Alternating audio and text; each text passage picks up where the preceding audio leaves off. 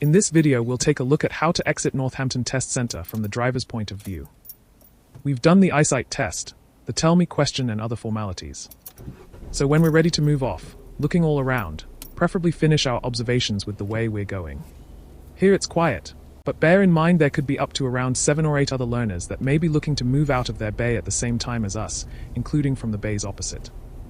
Approaching the gate, and those to the right have a stop line and should be coming to a stop at that line, so we could still nip ahead, but be prepared to let them go if it doesn't look like they will allow us to go first.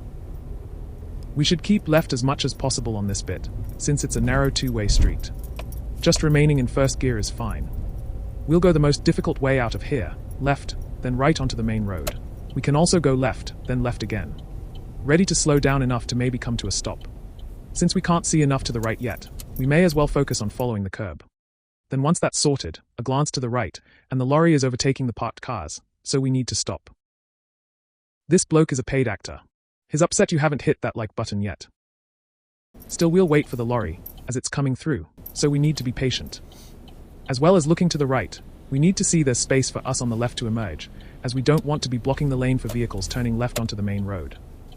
Edging out, we get a better view around the parked cars, and now we see it's safe to go.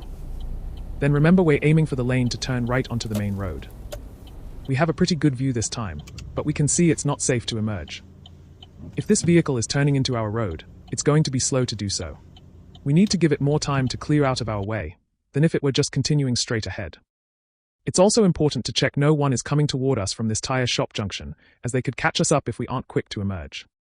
We would need a bigger gap on the left than usual to emerge, as we're not just pulling out in front of them, but also having to speed up down the main road without making them slow, stop or swerve. We don't have to accelerate aggressively, just gradually.